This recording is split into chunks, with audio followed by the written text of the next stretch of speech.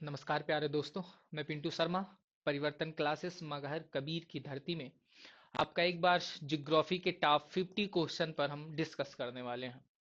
बहुत बेहतरीन क्लास है और इस 50 में से आप अंतिम में कमेंट करके ज़रूर बताइएगा कि आपका कितना सही हुआ और आपकी तैयारी कैसी चल रही है। इस विषय पर भी हम थोड़ा बहुत बात ज़रूर करेंगे।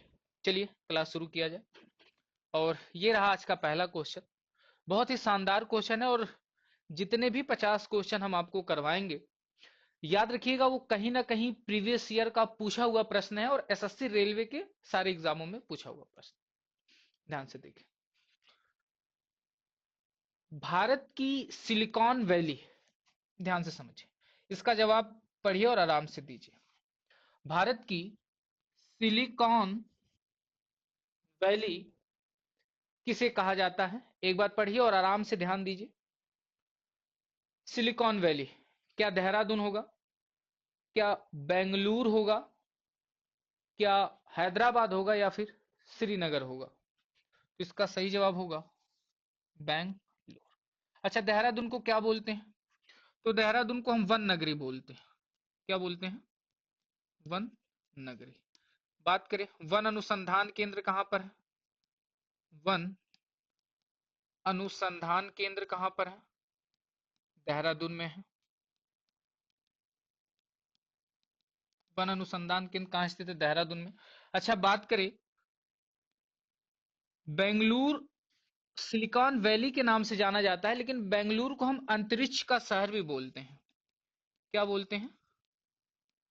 अंतरिक्ष का शहर कहते हैं, या फिर इसे ही इलेक्ट्रॉनिक्स नगर बोलते हैं। इसे ही हम क्या बोलते हैं? इलेक्ट्रॉनिक्स नगर बोलते हैं।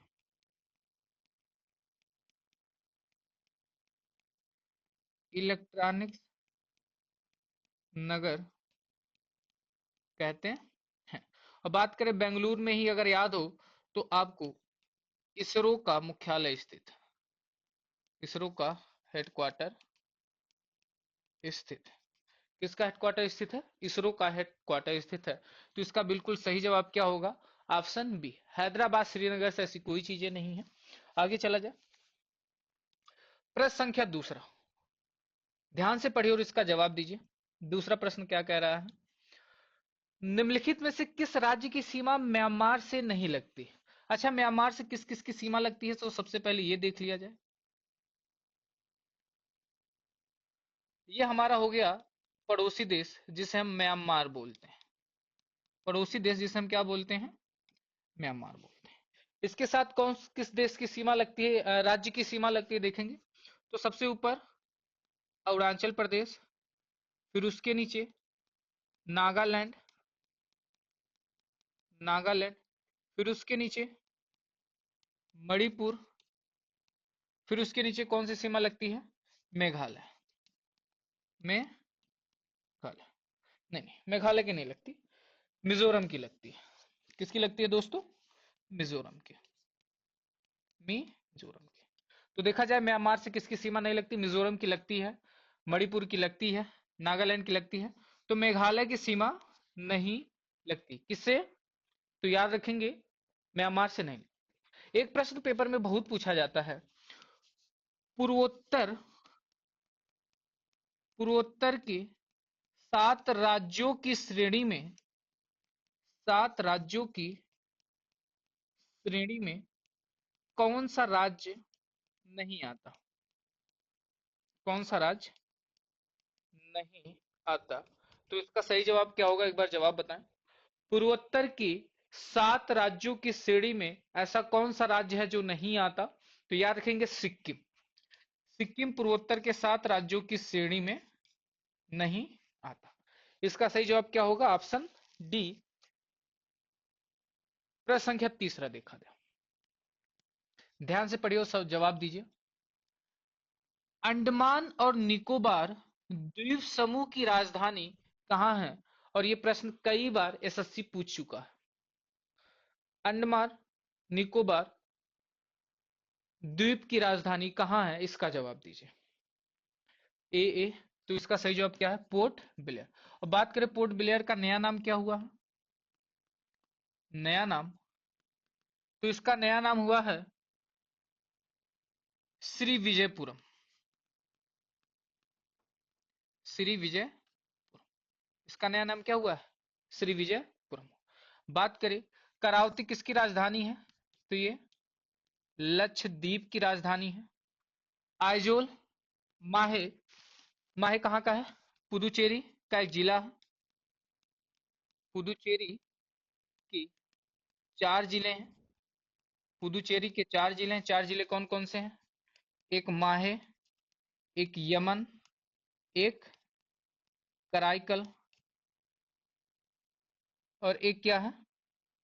पुदुचेरी। एक पुदुचेरी। ये खुद 4 जिले किसके हैं? तो याद रखेंगे, ये 4 जिले पुदुचेरी के हैं। इसका सही जवाब क्या होगा? ऑप्शन ए इसका बिल्कुल सही जवाब। क्या आपको क्लास पसंद आ रही है? और क्लास पसंद आ रही है तो एक बार लाइक सब्सक्राइब जरूर कीजिएगा, और जरूर इस क्लास को लीजिएगा। हम जियोग्राफी के लगभग 250 क्वेश्चन को करने वाले हैं जो प्रीवियस ईयर में पूछे गए हैं। ये पहली क्लास है और जियोग्राफी की टॉप 50 क्लास है। इसके बाद आगे 50 क्लास आएगी, फिर 50 क्लास आएगी, और इसी क्रम में क्लास आती रहेगी। चलिए, प्रश्न संख्या चौथे का जवाब क्या होगा? 82.5 डिग्री पूर्वी देशांतर भारत के लिए इसलिए महत्वपूर्ण है क्योंकि। इस प्रश्न का जवाब दीजिए, बहुत इंपॉर्टेंट प्रश्न है। इस प्रश्न का जवाब दीजिए, और बहुत इंपॉर्टेंट ये प्रश्न है। 82.5 डिग्री पूर्वी देशांतर भारत के लिए इसलिए महत्वपूर्ण है क्योंकि ये क्या कह रहा है? यह भारतीय मानक समय का निर्धारण करता है। यह भारत के उष्ण कटिबंधीय जलवायु को प्रभावित करता नहीं। भारत को पूर्वी और पश्चिमी क्षेत्रों में विभाजित करता नहीं। पूर्वी भारत में स्थानीय समय निर्धारित करने में सहायक नहीं। तो इसका बिल्कुल सही जवाब क्या होगा? Option A. बात करें 82.5 डिग्री पूर्वी देशांतर रेखा, पूर्वी देशांतर रेखा भारत के 5 राज्यों से गुजरती है। 5 राज्यों से गुजरती। 5 राज्य कौन कौन से हैं जहां से 82.5 डिग्री पूर्वी देशांतर रेखा गुजरती है? तो इसकी एक ट्रिक याद रखेंगे, और ट्रिक क्या है? आंधी में छाता उड़ा। आंधी में छाता उड़ा। आंधी में क्या उड़ा? छाता उड़ा। अब ध्यान से देखिए आंधी में छाता कैसे उड़ा। तो आंधी से हो जाएगा, आंधी से क्या हो जाएगा? आंधी से हो जाएगा आंध्र प्रदेश। आंध्र प्रदेश में से कुछ नहीं है। 6 से हो जाएगा छत्तीसगढ़। 6 से क्या हो जाएगा? छत्तीसगढ़, आंध्र प्रदेश। और ऊ से हम 2 राज्य लिखते हैं। एक तो हम लिखते हैं उत्तराखंड। क्या लिखते हैं? उत्तराखंड। और एक हम लिखते हैं उत्तर प्रदेश। और इस रा से एक राज्य आता है जिसका नाम क्या है? उड़ीसा। उड़ीसा। तो याद रखेंगे 82.5 डिग्री पूर्वी देशांतर रेखा ये भारतीय मानक समय का निर्धारण है, और ये भारत के 5 राज्यों से होकर गुजरती है। 82.5 डिग्री पूर्वी देशांतर रेखा से भारत का समय, से भारत का समय 5.5 घंटे आगे है। 5.5 घंटे आगे है। एक पॉइंट और भी याद रखेंगे, भारत में पहला सूर्योदय कहां पर होता है? भारत में पहला सूर्योदय कहां पर होता है? तो अरुणाचल प्रदेश में। और अंतिम सूर्योदय कहां पर होता है? यानी अंतिम में लास्ट में सूर्य उदय होते हुए कहां दिखाई देता है? तो ये दिखाई देता है गुजरात में। और इन दोनों में कितने समय का अंतर है? तो याद रखेंगे 2 घंटे का अंतर है। यानी अगर अरुणाचल प्रदेश में सुबह 4:30 बजे सूर्य दिखाई देता है, तो गुजरात में ठीक 2 घंटे बाद 6:30 बजे सूर्य दिखाई देगा। इतना जरूर याद रखेंगे। और इसका सही जवाब क्या होगा? ऑप्शन ए इसका बिल्कुल सही जवाब। प्रश्न संख्या पांचवा देखें, पांचवा क्या कह रहा है? रेड क्लिफ लाइन निम्नलिखित में से किन देशों के बीच सीमा रेखा है? तो जो रेड क्लिफ लाइन है वो निम्नलिखित में से किस देशों के बीच सीमा रेखा है? एक बार जरूर बताएंगे। इसका सही जवाब क्या होगा? रेडक्लिफ लाइन निम्नलिखित में से किन देशों के बीच सीमा रेखा है? किन देशों के बीच सीमा रेखा है? तो याद रखेंगे, भारत और पाकिस्तान। भारत और चीन के बीच में कौन सी रेखा है? मैक मोहन रेखा। मैक मोहन रेखा। और ये जो रेडक्लिफ रेखा, इसका निर्धारण कब किया गया था? 1947 में। और मैकमोहन रेखा का निर्धारण कब किया गया था? 1914 में। मैकमोहन रेखा का निर्धारण कब किया गया था? 1914 में। और भारत बांग्लादेश के साथ भी याद रखेंगे रेडक्लिफ की रेखा लगती है। प्रश्न संख्या 7। छठा, केरल की मौन घाटी। प्रश्न थोड़ा सा छूट गया। केरल की मौन घाट क्या है? तो जो केरल की मौन घाट है, ये मौन घाट क्या है? तो कोई बताएगा क्लास में? केरल की मौन घाट भारत में एकमात्र सदाबहार वन, महंगी इमारती कड़ी के पेड़ हैं ये, पिकनिक के लिए अच्छा स्थान, या पादपों तथा प्राणियों की दुर्लभ जातियां हैं यहाँ पर। तो याद रखेंगे, केरल की मौन घाटी में पादपों तथा प्राणियों की दुर्लभ जातियां हैं। ना ही ये सही होगा, ना ही ये सही होगा, ना ही। अच्छा, बात करें, केरल में एक घाटी है जिसका नाम है शांत घाटी। शांत घाटी। लेकिन जब आपसे बात करें कि फूलों की घाटी कहां पर है, फूलों की घाटी कहां पर है, तो याद रखेंगे, फूलों की घाटी है उत्तराखंड। फूलों की घाट कहां पर है? तो फूलों की घाटी है उत्तराखंड में। इतना जरूर याद रखें। प्रश्न संख्या 6 देखें, निम्नलिखित में से दक्षिणी छोर का नाम क्या है? बहुत अच्छा प्रश्न, और मैक्सिमम लोग इस प्रश्न पर गलती करते हैं। भारत के दक्षिणी छोर का नाम क्या है? तो सबसे पहले एक मैप बना लिया जाए, और मैप के माध्यम से अगर देखा जाए तो भारत का दक्षिणी छोर क्या होगा? सबसे उत्तरी छोर का नाम है इंदिरा काल। इंदिरा काल। मुख्य भूमि के सबसे दक्षिणी छोर का नाम है कन्याकुमारी। क्या नाम है? कन्याकुमारी। सबसे पूर्वी बिंदु का नाम है की बिंदु। की बिंदु।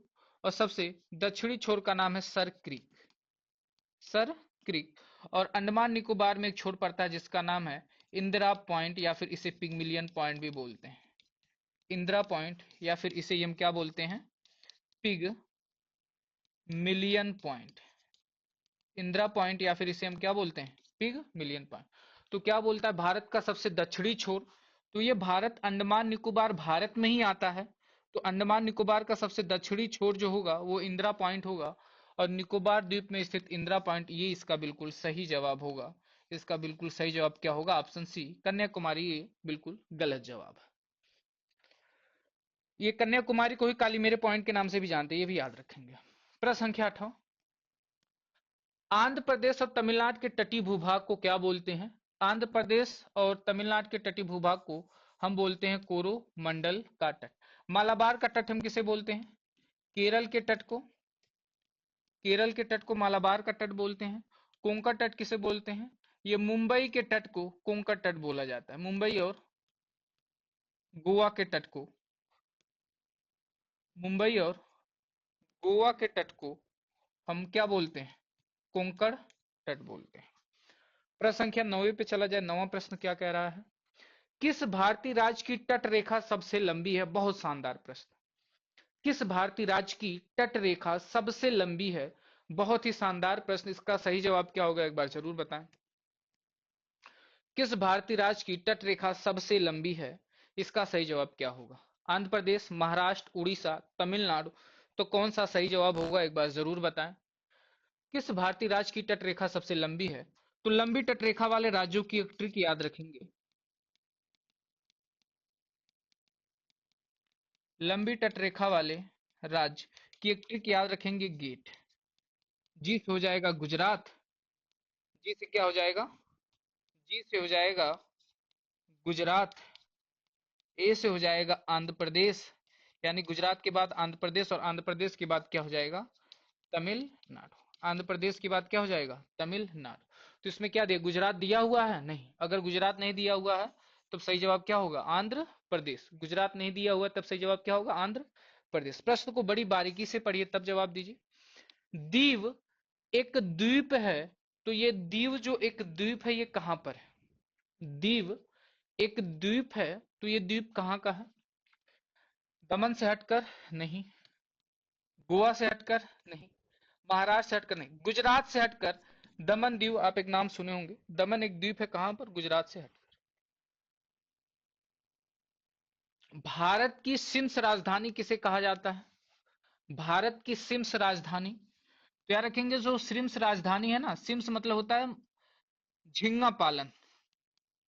सिम्स मतलब क्या होता है? झींगा। यानी भारत में सबसे ज्यादा झींगा कहाँ से निकाले जाते हैं? तो मंगलुरु, नागपट्टनम, कोच्चि, नेल्लोर जिला, और नेल्लोर जिला पड़ता है आंध्र प्रदेश में। नेल्लोर जिला से ये सही है, इसका डी ऑप्शन बिल्कुल सही है। माजुली संसार का सबसे बड़ा नदी द्वीप है, किस राज्य में स्थित है? इसका जवाब बताइए। माजुली संसार का सबसे बड़ा नदी द्वीप है, किस राज्य में स्थित है? इसका सही जवाब क्या होगा, एक बार बताइए। माजुली संसार का सबसे बड़ा नदी द्वीप है, इसका आंसर क्या होगा, एक बार जरूर बताइए। क्लास अगर आपको अच्छी लग रही है तो लाइक जरूर कीजिएगा। परिवर्तन क्लासेस आपके लिए हमेशा तत्पर है, और बेहतरीन कंटेंट के लिए जीएस में आप परिवर्तन क्लासेस के साथ जुड़ सकते हैं। माजुली संसार का सबसे बड़ा नदी द्वीप है, किस राज्य में स्थित है? तो जवाब आ गया, कहां पर? असम में। कहां पर? असम में। भारत में सबसे घनी आबादी वाला राज्य कौन सा है? भारत में सबसे घनी आबादी वाला राज्य उत्तर प्रदेश। उत्तर प्रदेश में सर्वाधिक जनसंख्या है, घनी आबादी तो नहीं बोल सकते।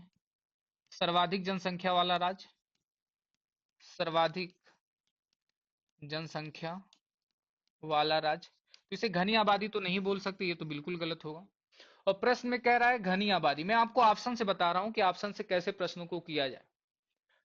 हरियाणा में तो आबादी नहीं है, तो इससे बिल्कुल नहीं होगा। बचा बिहार और पश्चिम बंगाल, तो बिहार में सबसे ज्यादा है, तो दो पे आप 50-50 खेल सकते हैं, बिहार पर सबसे ज्यादा, ये इसका सबसे अच्छा जवाब। ऑप्शन से भी हम देखेंगे। कंचनजंगा स्थित है कहां पर? नेपाल में, सिक्किम में, पश्चिम बंगाल में, हिमाचल प्रदेश में। तो कंचनजंगा कहाँ स्थित है, एक बार जरूर बताएंगे। कंचनजंगा, तो याद रखेंगे जो कंचनजंगा है ये सिक्किम राज्य में स्थित है। कहां पर? सिक्किम राज्य में स्थित है कंचनजंगा, सिक्किम राज्य में। इसे याद रखेंगे, ये विश्व की तीसरी सबसे ऊंची चोटी है। तीसरी सबसे ऊंची चोटी है, तीसरी सबसे ऊंची चोटी है। यानी पहली कौन सी है और दूसरी कौन सी है? तो पहली है माउंट एवरेस्ट, पहली कौन सी है दोस्तों? Mount Everest.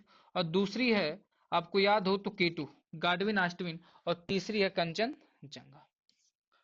प्रश्न संख्या 15 देखा जाए।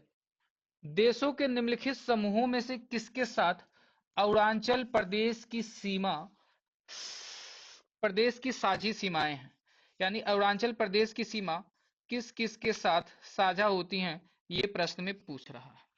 हमारा जो राज्य है वो अरुणाचल प्रदेश यहीं पर है। हम इसे ऑप्शन से करेंगे। हम इसे किससे करेंगे? ऑप्शन से। हमारा बांग्लादेश यहाँ पर स्थित है, बांग्लादेश हमारा यहाँ पर है स्थित। यानी अगर बांग्लादेश हमारा यहाँ पर स्थित है तो बांग्लादेश ऑप्शन में कहीं नहीं होगा। तो बांग्लादेश जहां है उसे बिल्कुल काट दीजिए, बांग्लादेश जहां है ऑप्शन में उसे बिल्कुल काट दीजिए। ऑप्शन एक ही बचा, और ऑप्शन सी बिल्कुल सही जवाब है। ये ऑप्शन से करने का तरीका है।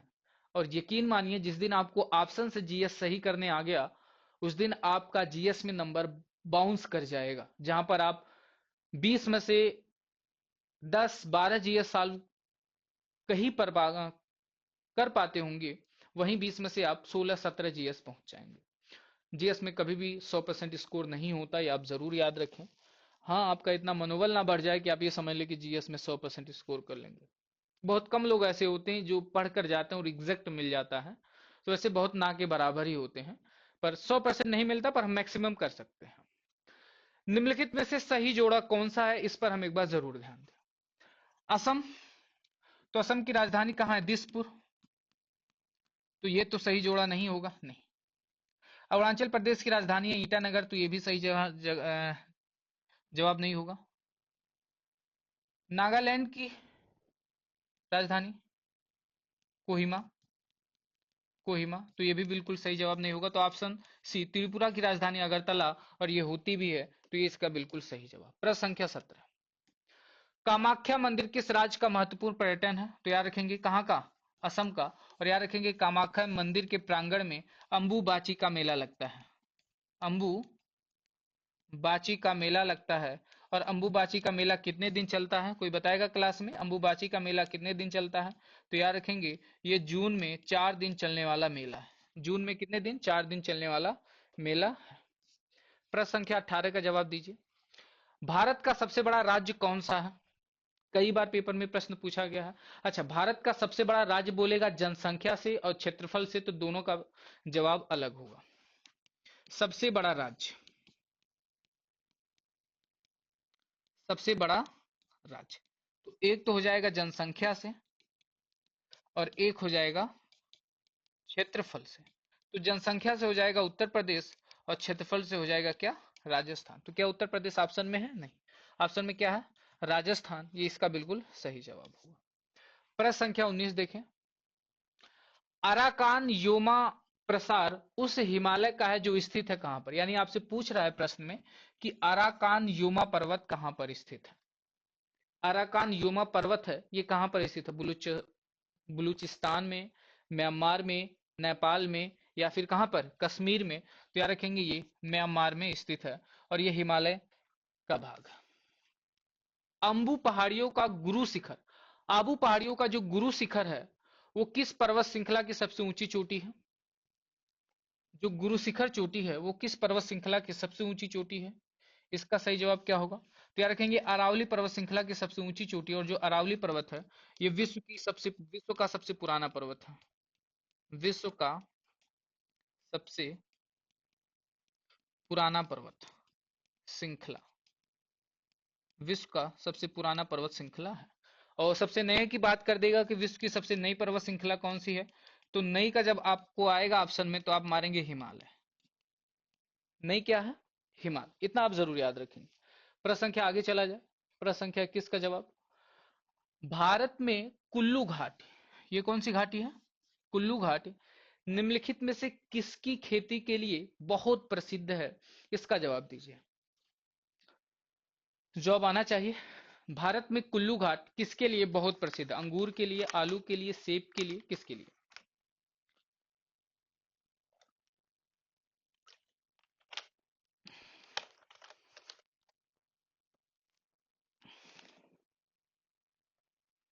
तो याद रखेंगे सेब के लिए। किसके लिए? सेब के लिए। प्रश्न संख्या आगे देखा जाए। निम्नलिखित में से कौन सा भारत का सबसे ऊंचा पर्वत शिखर है? भारत का सबसे ऊंचा पर्वत शिखर, तो गाडविन आस्टीन। भारत का सबसे पर्वत ऊंचा शिखर क्या होगा? गाडविन आस्टीन, कंचनजंगा नहीं होगा। प्रश्न संख्या 23 देखा जाए। निम्नलिखित में से किसको सह्याद्री पर्वतमाला भी कहा जाता है? पूर्वी घाट पर्वत, पश्चिमी घाट पर्वत, शिवालिक पहाड़ियां, या विंध्य पर्वत? तो किसे हम सह्याद्री पर्वतमाला के नाम से जानते हैं? तो याद रखेंगे पश्चिमी घाट पर्वत को सह्याद्री पर्वतमाला के नाम से जानते हैं। प्रश्न संख्या 24 का जवाब दीजिए। रायपुर किस भारतीय राज्य की राजधानी है? तो ये छत्तीसगढ़ की राजधानी है। प्रश्न में बिल्कुल कोई भी दम नहीं है। हिमालय के स्थान पर कौन सा सागर स्थित था? ये आप थ्योरी की क्लास में पढ़ चुके हैं। तो कौन सा सागर? लाल सागर, अरब सागर, मृत सागर, या फिर तेथीज सागर? तो हिमालय के स्थान पर कौन सा सागर विद्यमान था? तो याद रखेंगे तेथीज सागर, ये इसका बिल्कुल सही जवाब। प्रश्न संख्या 26। पाक स्टेट किसके बीच स्थित है? पाक स्टेट, या इसे पाक जल डमरू मध्य भी बोलते हैं। तो बंगाल की खाड़ी या मन्नार की खाड़ी?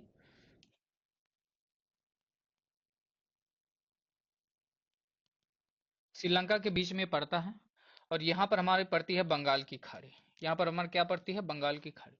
तो बंगाल की खाड़ी तो एक तरफ होगा, लक्षद्वीप मालदीव नहीं।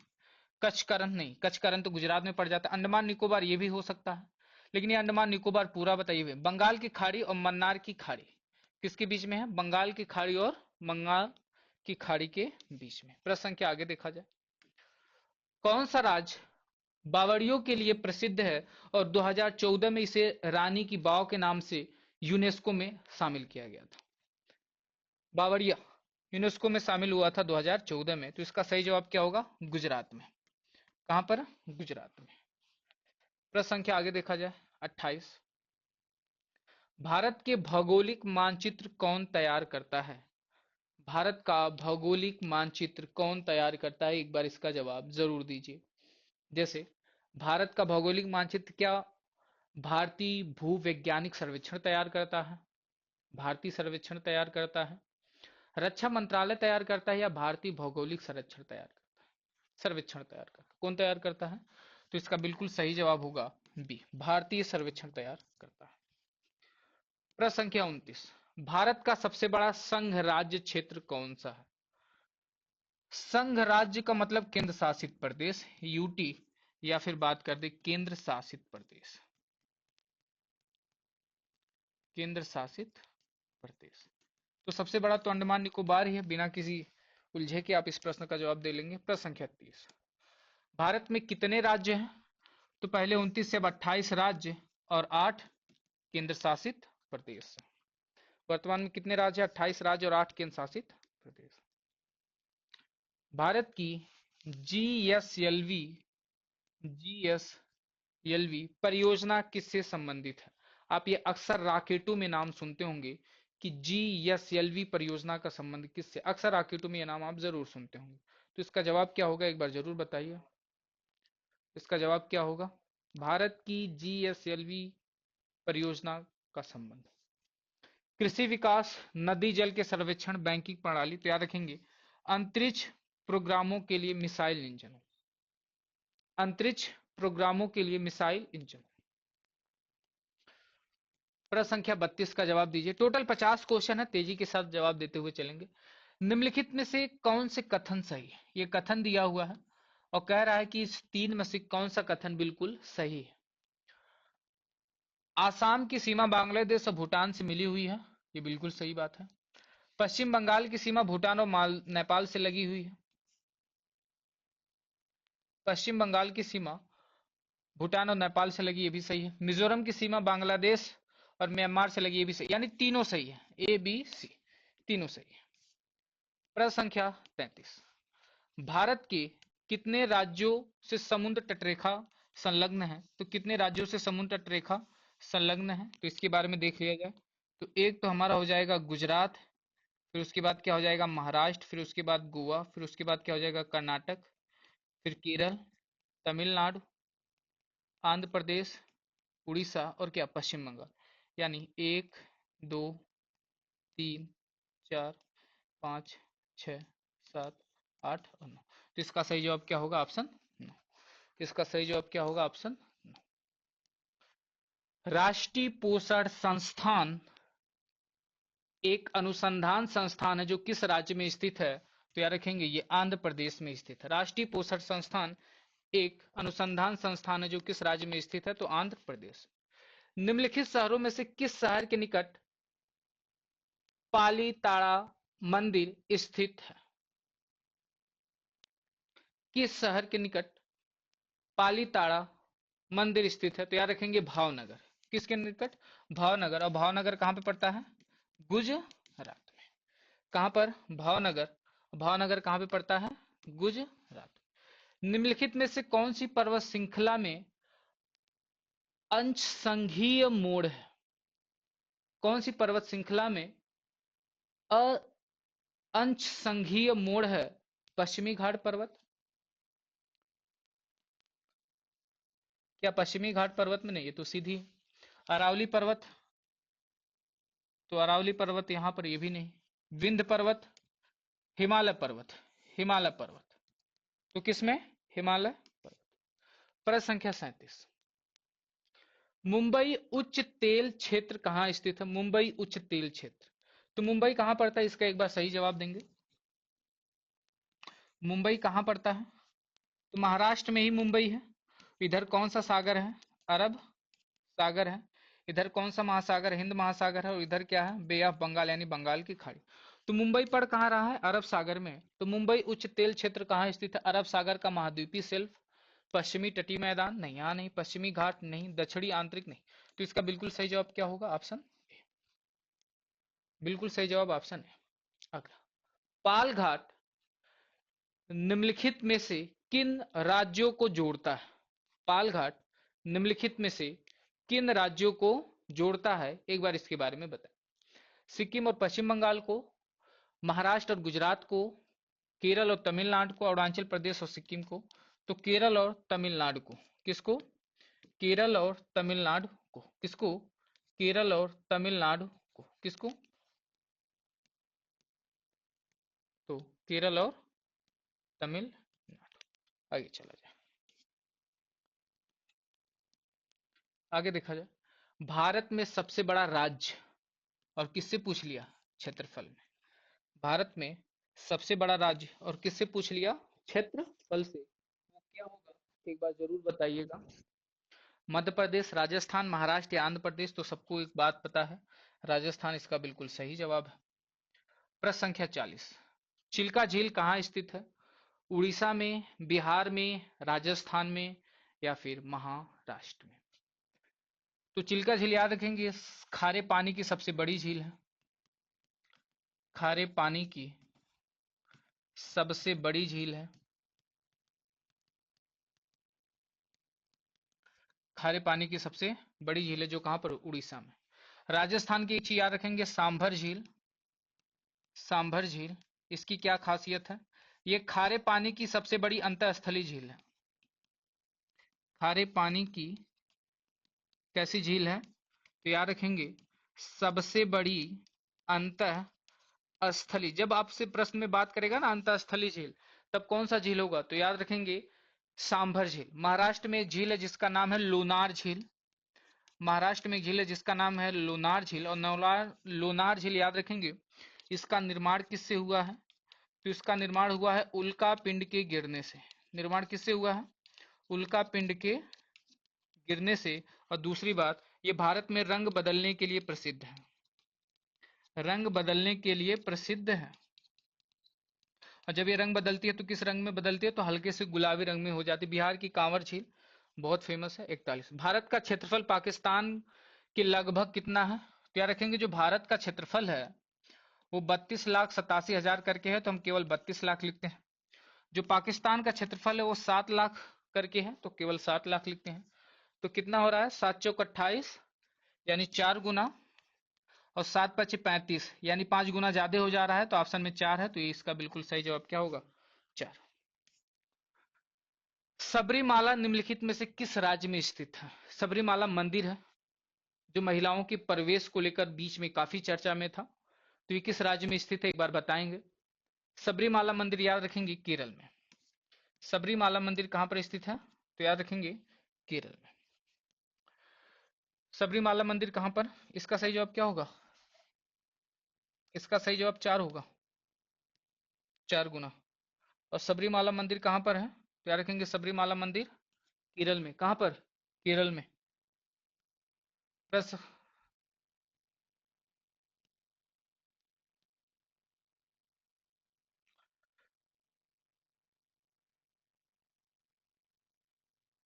भारत का सबसे ऊंचा पठार कौन सा है? यहां पर आप पक्का गलती कर देंगे, और बहुत इंपॉर्टेंट प्रश्न है।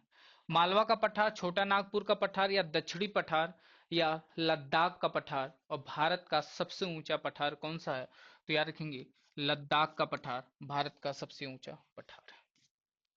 किस पर्वत श्रृंखला को सतपुड़ा की रानी कहा जाता है? नीलगिरी पर्वत, महेंद्रगिरी पर्वत, काडरमम पहाड़ी, या फिर इसे ही इलायची पहाड़ी के नाम से हम जानते हैं, या फिर पंचमढ़ी पहाड़ी?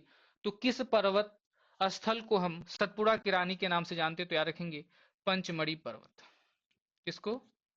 पंचमढ़ी पर्वत, मध्य प्रदेश। उसके बाद, प्रायद्वीपीय भारत में उच्चतम पर्वत शिखर कौन सा है? प्रायद्वीपीय भारत की बात करेगा या दक्षिण भारत की बात करेगा? प्रायद्वीपीय भारत की बात करेगा या फिर बात करेगा दक्षिण भारत की सबसे ऊंची चोटी का नाम क्या? नीलगिरी नहीं, महेंद्रगिरी नहीं, ये पूर्वी घाट पे है। डोडा बेटा नहीं, अनाईमुड़ी जो 2695 मीटर है, ये नीलगिरी की पहाड़ी के अनाईमुड़ी पर है। प्रायद्वीपीय भारत की सबसे ऊंची चोटी अनाईमुड़ी है, बहुत बार पेपर में प्रश्न पूछा है। संघ राज्य क्षेत्र पुदुचेरी के साथ साझी सीमा नहीं है, यानी पुदुचेरी के साथ कौन सा राज्य सीमा साझा नहीं करता, इस पर एक बार ध्यान देंगे तो मैंने अभी आपको जस्ट बताया पुदुचेरी में 4 जिले हैं। कितने जिले हैं दोस्तों? 4 जिले हैं। एक तो है माहे, एक का नाम है कराईकल, एक का नाम है यमन और एक का नाम है खुद पुदुचेरी। एक का नाम खुद क्या है? पुदुचेरी। तो जो माहे है वो केरल में है, जो यमन है वो आंध्र प्रदेश में है, जो कराईकल और पुदुचेरी है ये तमिलनाडु में। तो इनमें से कौन सा राज्य अलग है? कर्नाटक। इसका बिल्कुल सही जवाब क्या होगा? कर्नाटक। प्रश्न संख्या 47, भारत का कौन सा संघ शासित प्रदेश ऐसा है जिसमें 4 जिले हैं किंतु उसके किसी भी जिले की सीमा उसके किसी अन्य जिले की सीमा से नहीं लगती? तो अभी मैंने जस्ट आपको बताया पुदुचेरी में कितने जिले हैं? 4 जिले। ये इसका बिल्कुल सही जवाब होगा, ये इसका बिल्कुल सही जवाब होगा। प्रश्न संख्या 48, निम्नलिखित में से किसको यंग फोल्डेड माउंटेन, यंग मतलब नया, यंग पर्वत के नाम से हम किसे जानते हैं? यंग फोल्डेड माउंटेन अभी जस्ट हमने आपको बताया। तो किसको बोलते हैं? हिमालय को। अरावली पर्वत को पुरानी पर्वत श्रृंखला बोलते हैं, पुरानी पर्वत श्रृंखला या वृद्ध श्रृंखला के नाम से जानते हैं। इसका सही जवाब क्या होगा? हिमालय। हिमालय की सबसे पूर्वी चोटी का नाम क्या? हिमालय की सबसे पूर्वी चोटी का नाम क्या है? जो पूरब में स्थित चोटी है यहां पर तो याद रखेंगे नामचावर्ता पर्वत, नामचावर्ता पर्वत।